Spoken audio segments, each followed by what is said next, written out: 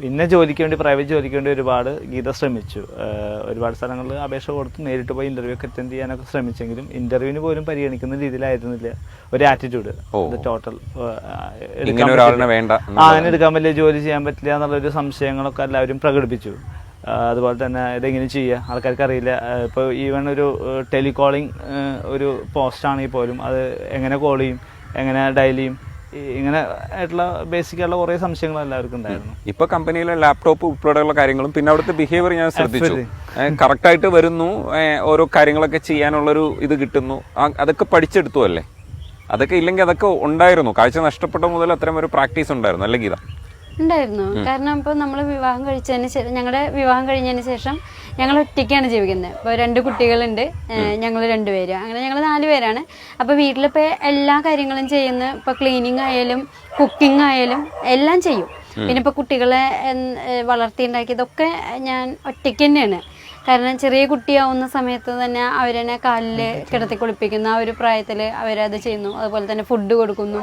പിന്നെ അവർ നടക്കുന്ന പ്രായത്തിൽ അവർക്ക് പാദസരം ഇട്ട് കൊടുത്ത് അവരുടെ ആ ശബ്ദം തിരിച്ചറിയുന്നതിന് വേണ്ടിയിട്ട് അങ്ങനെയൊക്കെ ചെയ്തിട്ട്, കാരണം നമ്മൾ ഈ ഒരു അവസ്ഥയിലൂടെ പോകുമ്പോൾ ചിലപ്പോൾ ആരും ചെയ്തിട്ടുണ്ടാവില്ലായിരിക്കാം. പക്ഷെ നമ്മളപ്പോൾ ഓരോ ഐഡിയകൾ കണ്ടെത്തും. നമുക്ക് ഈസി ആയിട്ടും പെട്ടെന്ന് ചെയ്യാൻ പറ്റാവുന്ന ഒരു ഫോർമാറ്റിലേക്ക് നമ്മളപ്പോൾ കണ്ടെത്തുന്നുള്ളതാണ്. ഞാൻ ഒരു കാര്യം കൂടി ചോദിക്കട്ടെ, ഇത് കാണാൻ പറ്റില്ല, പാടം, മഞ്ഞൾപ്പാടം കാണാൻ പറ്റില്ല, പക്ഷെ ഇത് തൊട്ടൊക്കെ അറിഞ്ഞിട്ട് എത്ര ദൂരമുണ്ട് എന്നൊക്കെ ഉള്ളത് മനസ്സിലില്ലേ? ഉണ്ട്, ഉണ്ട്. ഇത് എത്രയാ ഉള്ളത് സലീഷേ? ഇതിപ്പോ ടോട്ടൽ 2 ഏക്കർ ഉണ്ട്. പിന്നെ വേറെ തൃശ്ശൂരിന് വേറെ സ്ഥലങ്ങളുണ്ട്, പത്തനംതിട്ട സ്ഥലങ്ങളുണ്ട്. അവിടെയെല്ലാം ഉണ്ട്. ഈ പ്രൊഡക്ഷനെ കുറിച്ച് പറയൂ. ഈ ബിസിനസ്സിലേക്ക് എത്തിയതും അല്ലെങ്കിൽ ഈ ഒരു കമ്പനിയിലേക്ക് എത്തിയതും ഇതിന്റെ ഒരു മഞ്ഞളിന്റെ എന്തൊക്കെ സാധ്യതകളാണ് ഉപയോഗിക്കുന്നത്, എക്സ്പോർട്ട് ചെയ്യുന്നുണ്ടോ എന്ന് പറയാം. ഇപ്പം നമ്മൾ ചെയ്യുന്നത് നമ്മൾ തന്നെ കൃഷി ചെയ്തെടുത്തിട്ടുള്ള മഞ്ഞൾ ഉപയോഗിച്ചുകൊണ്ട് മഞ്ഞൾപ്പൊടി ഇതുപോലെ ഒരുപാട് പേര് നമ്മൾ ആവശ്യക്കാർക്ക് മാത്രം കസ്റ്റമേഴ്സിന് ഞങ്ങൾ കൊടുക്കുന്നുണ്ട്. പിന്നെ അതുപോലെ തന്നെ ഇതിൻ്റെ തന്നെ മൂല്യവർദ്ധിത ഉൽപ്പന്നമാണ് ഈ കുർക്കുമിയിൽ നിന്നുള്ള പ്രൊഡക്റ്റും ഫസ്റ്റ് ഡ്രിങ്ക് എന്ന് പറഞ്ഞിട്ടുള്ള 2 പ്രൊഡക്റ്റുകളാണ് ഇപ്പോൾ ചെയ്തുകൊണ്ടിരിക്കുന്നത്. പിന്നെ എക്സ്പോർട്ടിംഗ് ഒക്കെ ചോദിക്കുന്നുണ്ട്. അത് നമ്മളൊരു 2023 അത് പ്ലാൻ ചെയ്തിട്ടുള്ളത്. ഇപ്പൊ അവിടെ സഹായിക്കാൻ എത്ര പേരൊക്കെ ഉണ്ട് പണിക്കാരൊക്കെ? കമ്പനിയിൽ 7 പേരുണ്ട്.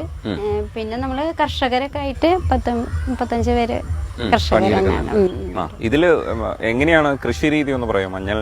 മഞ്ഞൾ നമ്മൾ വിത്ത് കൊടുക്കും. വിത്ത് കൊടുത്തിട്ട് അപ്പം നമ്മൾ ലീസിന് എടുക്കുകയാണെന്നുണ്ടെങ്കിൽ നമ്മൾ വിത്തിട്ടിട്ട് നമ്മൾ ഓരോ മാസം വന്ന് നമ്മൾ ചെക്ക് ചെയ്യും. അതിനുശേഷം പിന്നെ അതിൽ കള പറിക്കേണ്ടതുണ്ടെങ്കിൽ കള പറിക്കുക. പിന്നെ അതുപോലെ തന്നെ മണ്ണ് വെട്ടിക്കൂട്ടേണ്ട സമയത്ത് അത് വന്നിട്ട് നമ്മൾ ചെയ്യാനും ഒക്കെ ചെയ്യാനെല്ലാവരും കൂടും ഞങ്ങൾ ഒരുമിച്ച്. അങ്ങനെയാണ് ഇപ്പോൾ ചെയ്തുകൊണ്ടിരിക്കുന്നത്. ഇതൊരു സക്സസ്ഫുൾ ബിസിനസ് ആകുമ്പോൾ ബന്ധുക്കളൊക്കെ നിങ്ങൾ സക്സസ് ആവുന്ന സമയത്ത് അവർക്കൊരു